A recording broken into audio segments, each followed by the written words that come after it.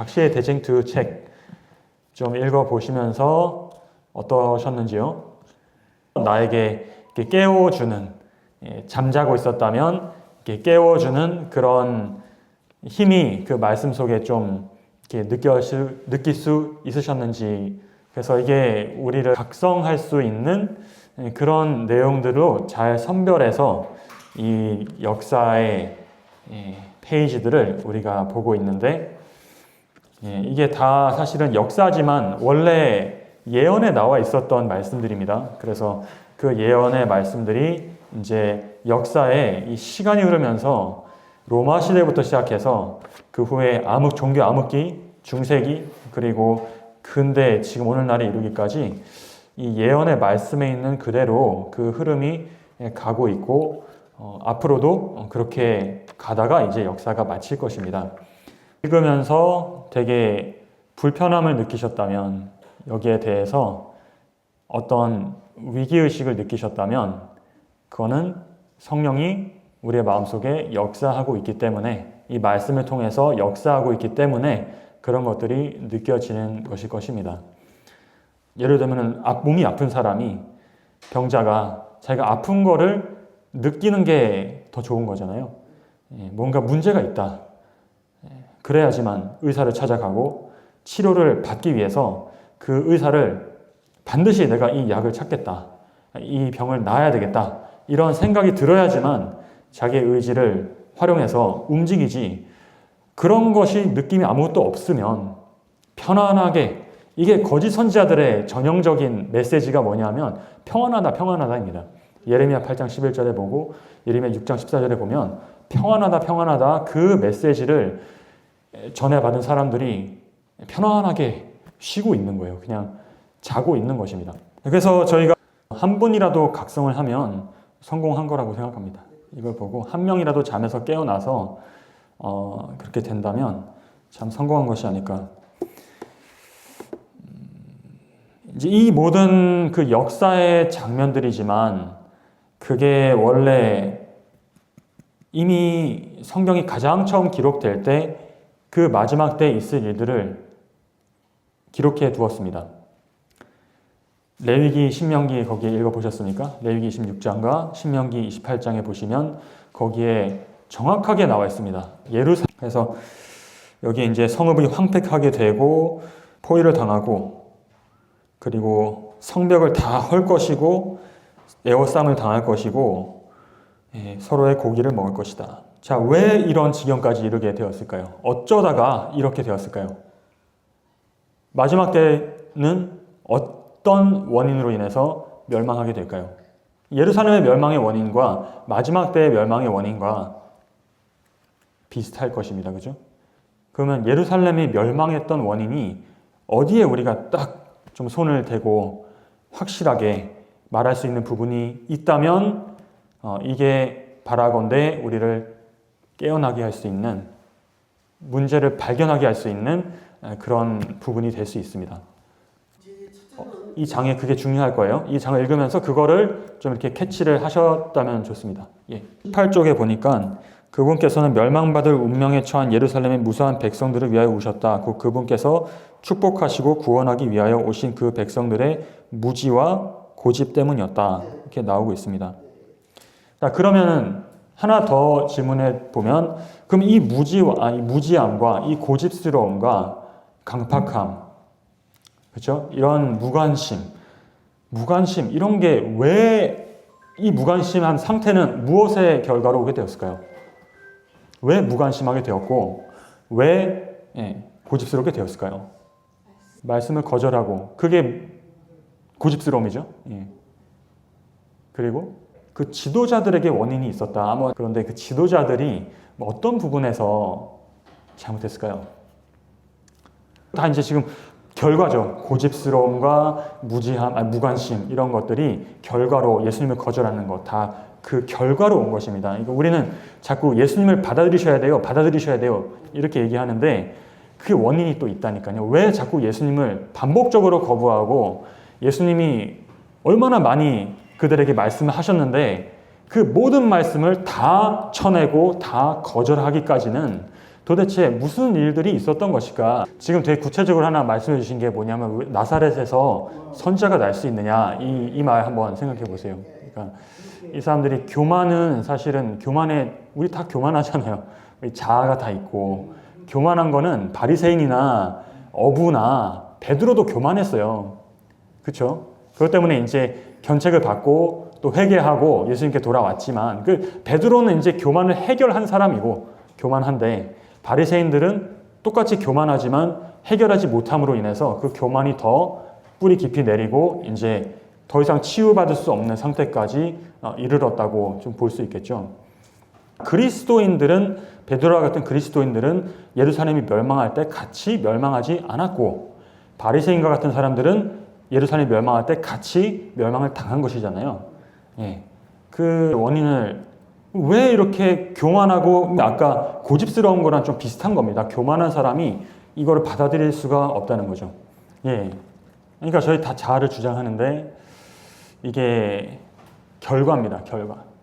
쉽게 예.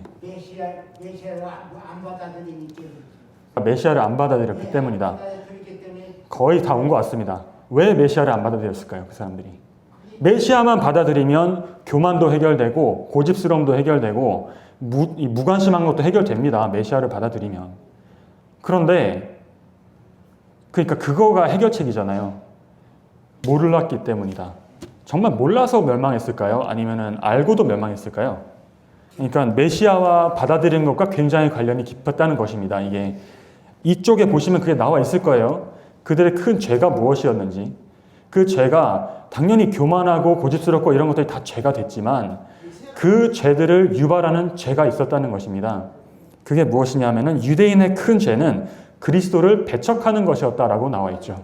마지막 때에는 그리스도 교계의 큰 죄는 천지를 다스리는 하나님 정부의 기초가 되는 율법을 배척하는 것이 될 것이다. 비슷하면서도 조금 차이가 있는데 그 당시에 사람들이 멸망으로 죄의 노예 상태로 계속 갈 수밖에 없었던 이유는 그리스도를 배척했기 때문인데 그리스도를 메시아를 배척하는 이유는 몰랐기 때문이다라고 말씀하셨잖아요. 그죠? 그럼 몰랐기 때문이다. 알면 왜 배척하겠어요? 메시아에 대해서. 예, 그렇죠. 그러니까 메시아에 대해서 사람들이 무엇을 보나 부와 명예와 이런 것들을 기대를 했던 거죠. 이 사람들은. 그런데 그거랑 맞아요, 안 맞아요? 예수님이? 안 맞는 겁니다. 자기들이 생각했던 메시아가 안 왔어요. 그러니까 메시아의 특성에 대해서 그들이 알았던 것입니까? 몰랐던 것입니까? 몰랐기 때문에 메시아가 왔는데도 그를 올바로 알아보지 못하고 분별하지 못하고 십자가에 처형시켰던 그런 역사가 이들의 역사이고 처형시킨 후에도 계속 알아보지 못하죠. 그 복음을 또 전하는 그 제자들의 사도들의 말을 들을 때마다 또 핍박하고 또 그들을 잡아오게 투옥하고 사형에 처하고 했던 것입니다. 그러니까 그들은 이 예수님을 그리스도를 알아보지 못했다. 이렇게 좀 얘기를 할 수 있겠죠. 그러니까 그들이 기대했던 바가 있었기 때문에. 자, 이제 거의 다 왔습니다. 왜 그들은 이런 기대를 가지고 있었을까요? 메시아에 대해서. 이 메시아를 알아보지 못했는 이유가 무엇인가 보니까 그게 다 누구 때문일까요? 당연히 모든 게 사단 때문입니다. 근데 우리가 사단이 그랬어. 그러면 우리가 딱 잘 짚히시나요? 사단은 항상 누구를 통해서 일을 합니다. 사람을 통해서 일을 하죠. 지도자를 통해서 일을 하는 거예요. 어떤 일을 합니까? 바리새인과 제사장들과 이런 사람들을 통해서 마귀가 이 온 백성에게 영향을 미치고 있어요. 그것이 그들을 멸망과 파멸로 이끌어가고 있는 그 길로 들어서게 만드는 겁니다. 마귀가 손을 잡아서 끄는 게 아니에요. 그 사람들을 통해서 일을 하는데 어떻게 일을 하느냐? 이 1장을 읽을 때 제일 처음 나온 그 성경절이 무엇인가요? 한번 찾아보세요. 거기에 누가복음 19장 42절에서 44절의 말씀 있죠. 너도 오늘날 평화에 관한 일을 알았더면 좋을 뻔할 거니와 알았더면 좋을 뻔할 거니와 여기에 집중해 보세요. 지금 내 눈에 숨기웠도다. 알아보지 못하는 거죠. 날이 이를지라 내 원수들이 토성을 쌓고 너를 둘러 사면으로 가두고 너와 그 자식들을 다 메어 치고, 이건 이제 알죠. 우리가 돌 하나도 돌 위에 남기지 아니하리니 결과인데 그 원인을 여기 얘기해 주고 있습니다. 이는 권고받는 날을 너가 왜 어떻게 알지 못했기 때문에 멸망으로 가는 것입니다. 알게 하는 책임이 누구에게 있어요? 그 당시에 지도자들에게 있죠. 교사들에게 있는 것입니다. 선지자들에게 있는 것이죠. 그들이 진리를 알려주느냐, 진리를 감추고 거짓과 오류를 퍼뜨리느냐, 여기에 이 결과로 이어지는 것입니다. 그 진리들이 무엇에 관한 것이기 때문에, 메시아에 관한 진리이기 때문에 이것들을 올바로 알려줄 것인지, 자기의 생각을 섞어서 자기의 소원과 내가 원하는 욕구들을 섞어서 그것을 변질시켜서 알려준다면 메시아가 왔을 때 실망하는 것입니다. 실망하고 배척하고 처형시키고 거부하는 것이죠. 그 결과 그들은 죄의 노예 상태로 계속 끌려가다가 그 죄의 잔이 찼을 때 이제 마침내 로마 군대가 와서 그들을 다 잡아서 죽이고 멸망시킬 때까지 그들의 평화의 날들에 관한 것들을 알지 못하고 끌려가다가 죽은 것입니다. 속은 거예요. 계시록 14장 8절에 보면 둘째 천사의 기별이 나옵니다. 둘째 천사가 둘째가 그 뒤를 따라 말하되 무너졌도다 큰 성 바벨론이여. 이제 예루살렘 멸망할 무너지는 거 생각해 보시면 됩니다. 무너졌도다 큰 성 바벨론이여. 근데 그 무너지는 이유가 여기에 딱 나와 있어요.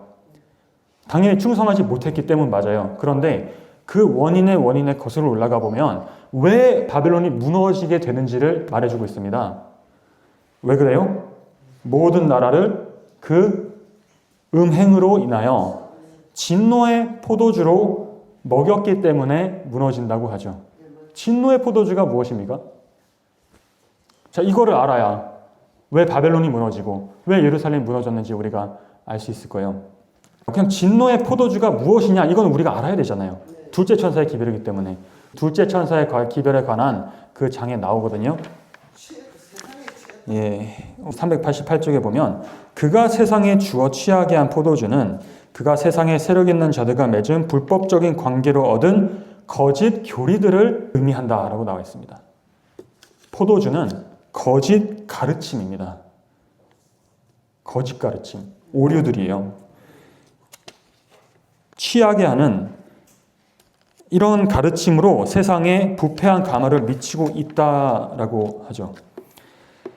만일 바벨론의 술로 취하게 하는 절망적인 일이 세상에 없었을 것 같으면 명백하고 예리한 하나님의 말씀의 진리로 말미암아 죄를 깨닫고 회개하는 사람이 무수히 많을 것이다. 이사야 28장 1절에 취한 자 에브라임의 교만한 면류관이여 화 있을진저 술에 빠진 자의 성 곧 영화로운 관같이 기름진 골짜기 꼭대기에 세운 성이여 쇠잔에 가는 꽃 같으니 화 있을진저. 이 유다 사람들도 포도주로 인하여 옆걸음치며 독주로 인하여 비틀거리며 제사장과 선지자도 독주로 인하여 옆걸음치며 포도주에 빠지며 독주로 인하여 비틀거리며 이상을 그릇 풀며 재판할 때에 실수하나니. 맞죠? 이게. 그 다음에 이사야 29장 9절에 보면 너희는 놀라고 놀라라. 너희는 소경이 되고 소경이 되라. 그들의 취함이 포도주로 인함이 아니며 그들의 비틀거림이 독주로 인함이 아니라. 이거는 그냥 마시는 포도주 때문에 취한 게 아니다라는 말이에요. 어떤 포도주냐? 영적인 포도주를 말하는 겁니다. 영적인 포도주를 마시고 다 취해 있다는 거예요. 사람들이 지금 그 당시 예루살렘의 백성들처럼 마지막 때에도 이 포도주를 마신 사람은 이 정신이 취하게 되는 것입니다. 그래서 10절에 대저 여호와께서 깊이 잠들게 하는 신을 너희에게 부어주사 너희의 눈을 감기셨음이니 눈은 선지자여 너희를 덮으셨음이니 머리는 선견자라. 11절 그러므로 모든 묵시가 너희에게는 마치 봉한책의 말이라. 그 마지막에 13절에 뭐라 하냐면 이 백성이 나를 가까이하며 입술로는 나를 존경하나 입으로는 나를 가까이하며 입술로는 나를 존경하나. 그러니까 이 경건의 모양이 있다는 거죠. 교회의 모습을 하고 있지만 그 당시에 경건한 바리새인의 모습을 하고 있지만 충성된 모습을 하고 있지만 그러나 그 마음은 나에게서 멀리 떠났나니 그 이유가 여기 다시 한번 나옵니다. 그들이 나를 경외함은 무엇일까요? 사람의 계명으로 가르침을 받았기 때문이다 라고 나옵니다. 너무 정확하지 않나요? 하나님의 말씀을 사람의 가르침으로 폐하고 가리우는 것입니다. 이게 거짓 선지자들이 하는 일이고 거짓 교사들이 하는 일인데, 이게 옛날에만 있었던 일이면 좋겠지만 오늘날 똑같이 반복되고 있는 일이기 때문에 이게 마지막 때의 희미한 그림자가 되는 것입니다. 원인부터 결과까지 다 똑같이 반복이 되게 돼 있어요. 그래서 지금 우리 교회 상태를 우리가 잘 모르는 이유는 어쩌면 우리 자신도 취함에 어느 정도 영향을 받았기 때문인지도 모릅니다. 뭐가 잘못되고 무엇이 옳은지를 우리가 분별하지 못하는 이유는 인간의 가르침이 하나님의 가르침을 대체하고 섞여졌기 때문에 바벨론처럼 이 술을 마신 사람들은 취하는 것입니다. 지도자부터 백성들에 이르기까지, 목회자부터 모든 성도님들에 이르기까지 사람의 계명으로 지금 가르침을 우리가 혹시 받고 있지 않은가요? 하나님의 말씀으로 정말 가르침 받고 있나요? 내 삶을 인도하는 것이 하나님의 말씀인가요? 아니면 거기에 인간의 어디 사상이 들어온 것을 마치 하나님의 말씀인 것처럼 포장해서 유대인들이 했던 것처럼 그것을 지금 내가 먹고 마시고 있다면 이거는 나를 살리는 생명의 떡이 아니라 모양은 하나님의 말씀이지만 나를 죽이는 독주이고 독극물이 되어서 나를 서서히 잠들게 하는 독극물이라는 것입니다. 취하게 만들고, 그래서 결국은 하나님의 말씀인 진리가 왔을 때, 그 당시에 메시아가 왔을 때 그 메시지를 거부하게 되는 데까지 이르는 것이죠. 그 결과로 우리는 끝까지 사단을 백성으로 남게 되는 것입니다. 그 멸망하는 거예요. 마가복음 14장 35절에 그러므로 깨어 있으라. 우리를 깨우는 게 무엇인가? 결국은 시편 19편 7절에 여호와의 율법은 완전하여 영혼을 어떻게 소송케 한다고 했습니다. 여호와의 증거는 확실하여 우둔한 자로 지혜롭게 하고, 여호와의 교훈은 정직하여 마음을 기쁘게 하고, 여호와의 계명은 또 나왔죠? 순결하여 눈을 밝게 해줍니다. 시편 119편 130절 주의 말씀을 열무로 우둔한 자에게 빛이여 깨닫게 하나이다. 내가 나 스스로 깨울 수가 없어요. 나 태어날 때부터 이 독주를 마시기 시작했기 때문에 내 힘으로 깨어날 수 없는데, 내가 할 수 있는 방법이 그래서 주의 말씀을 열어보면 우둔한 자에게도 깨닫게 할 수 있다는 것입니다. 놀라운 것이죠. 이 말씀에 있는 능력이, 예수님이 가지신 그 능력이 놀라운 능력입니다. 히브리서 4장 12절에 하나님의 말씀은 살았고 운동력이 있어 좌우의 날선 어떤 검보다도 예리하여 혼과 영과 및 관절과 골수를 찔러 쪼개기까지 하며 또 마음의 생각과 뜻을 감찰하느니, 이 역량 아래 우리가 들어간다면 우리 깨어날 수 있어요.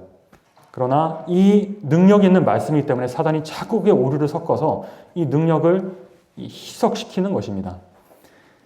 그것이 아마도 제가 배웠던 예루살렘의 멸망으로 이르기까지 이 엄청난 일이 도대체 어디서부터 시작되었을까?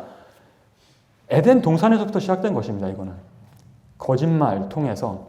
근데 저는 왜 사단이 거짓말하는 자라고 했는데, 그 똑같은 절에 보면은 요한복음 8장 44절에 보면 거짓말장이라고 했어요. 근데 그 똑같은 절에 보면은 또 뭐라고 하냐? 살인한 자라고 말하고 있습니다. 거짓말이랑 살인이랑 다른 죄인 줄 알았잖아요.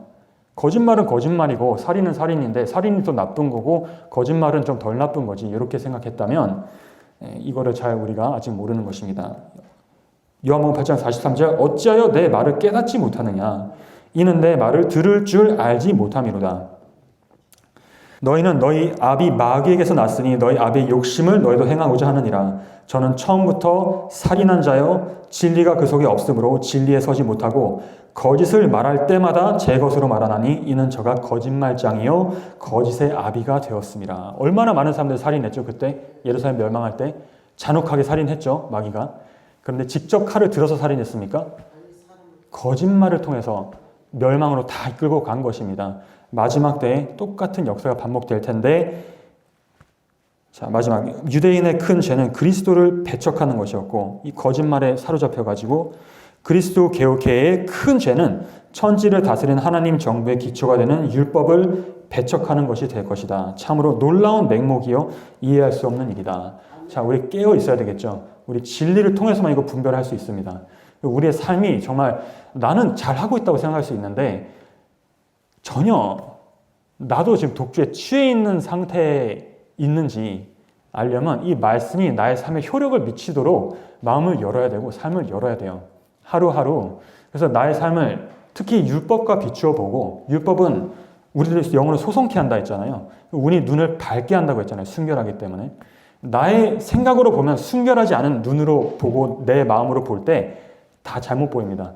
순결한 말씀으로 비춰 보시고 그 말씀을 통해서, 그 예수님이기 때문에 그 말씀을 통해서 그것만이 우리를 이 독주에서 치유해내고, 이 바벨론이 무너졌도다 무너졌도다 큰 성 바벨론이 할 때 내 백성아 나오라고 호소를 하실 때 우리가 그 음성을 들어야 되겠죠. 지금 나오라고 하시는구나. 그리스도인은 왜 한 명도 멸망하지 않았냐? 그들은 그분의 말씀을 믿은 모든 사람은 그 약속의 징조에 유의했기 때문입니다. 우리가 하나님의 약속과 말씀의 그 징조와 증거들에 잘 관찰하고 깨어서 유의해야지만 이 세상이 멸망으로 갈 때 우리가 그 모든 사단의 미혹하게 하는, 할 수만 있다면 택하신 자까지도 미혹해 하는 그 능력을 우리가 능히 이겨낼 수 있을 것입니다. 이 말씀과 친해지시고 가까워지셔서 정말 성령의 조명을 받아서 이 세상에 일어나는 일, 우리 교회에 일어나는 일, 그리고 나의 삶에 일어나는 이 모든 일들을 올바로 분별하시고 어느 곳이 예수님의 편이고 어느 곳이 사단 마귀의 편인지 속지 마세요. 올바로 판단하신다면 그때 선택할 수 있을 겁니다. 올바로 판단하지 못하면 아무리 내가 의도를 좋게 먹어도 잘못 선택하게 되어 있습니다. 우리가 마음만, 선한 의지만 가져서는 부족합니다. 이 올바른 분별력, 말씀을 통해서 꼭 이거는 자라나는 것이고 자꾸 활용할수록 더 좋아지는 것이기 때문에 그거를 우리에게 해줄 수 있는 유일한 그 능력, 이 말씀 하나만 보고 마칠게요. 디모데후서 3장 15절부터 17절에 있는 말씀입니다. 또 어려서부터 성경을 알았나니 성경은 능히 너로 하여금 그리스도 예수 안에 있는 믿음으로 말미암아 구원에 이르는 지혜가 있게 하느니라. 모든 성경은 하나님의 감동으로 된 것으로 교훈과 책망과 바르게 함과 의로 교육하기에 유익하니 이는 하나님의 사람으로 온전하게 하며 모든 선한 일을 행할 능력을 갖추게 하려 함이라. 이 능력을 꼭 갖추셔서 구원의 대열에 동참하시기를 바라며 말씀 마치겠습니다.